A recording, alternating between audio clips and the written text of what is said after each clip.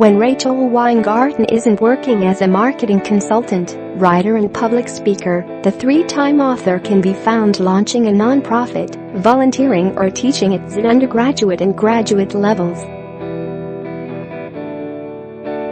"I do a lot," says the South Brooklyn resident and founder blogger at Beauty Counterculture. CommonTheVedfity.com. So, managing it all is a true balancing act. During a typical day, Weingarten utilizes 4 cell phones, 2 screens and 1 smart TV on her desk. Recently, she pitched a new client and schmoozed on the phone while Skyping with her business partner. "It was madness all around," she says. Aiming to be more in the moment and step away from daily microaggressions on Facebook and the outrage of Twitter, Weingarten implemented tech Sabbaths, breaks from social media ranging from 24 hours to a weekend or a week. "And it's working. I've gotten better," she says.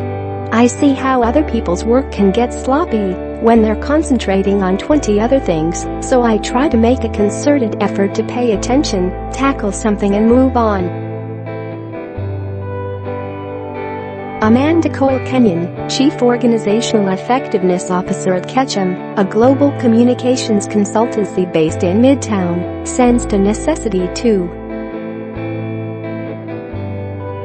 "My work seldom includes emergencies that require immediate attention, yet I found myself checking my email as if I were a transplant surgeon awaiting news of an available heart," she says.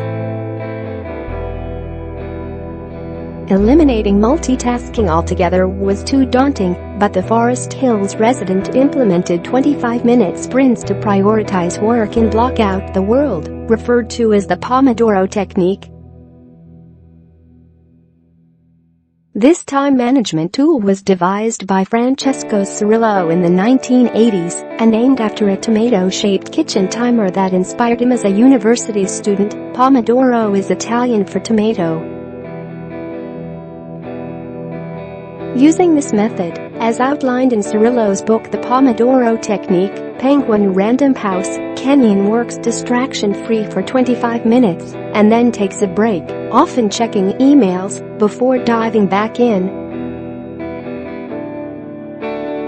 "When I need several sprints together, I set an out-of-office notification to alert emailers that I may be delayed in my usual response time.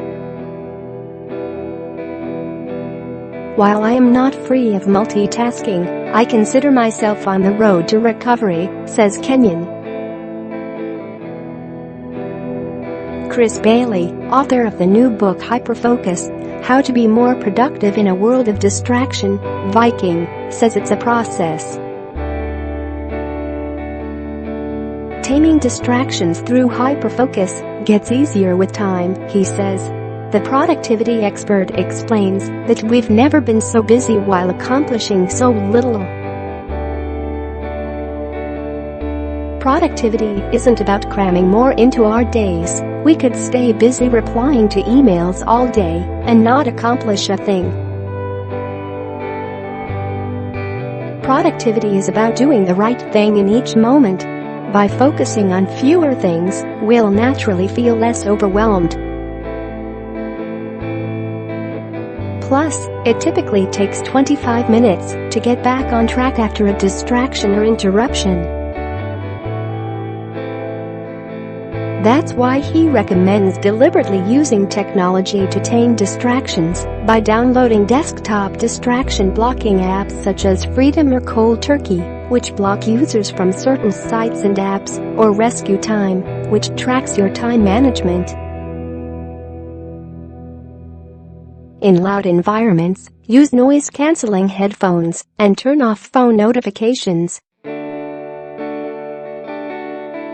You can then treat yourself to a break by indulging in as many distractions as you want after focusing on a task. Bailey advises choosing 3 tasks every morning to accomplish by day's end. List the most important thing first, the task you want to accomplish no matter what, he says.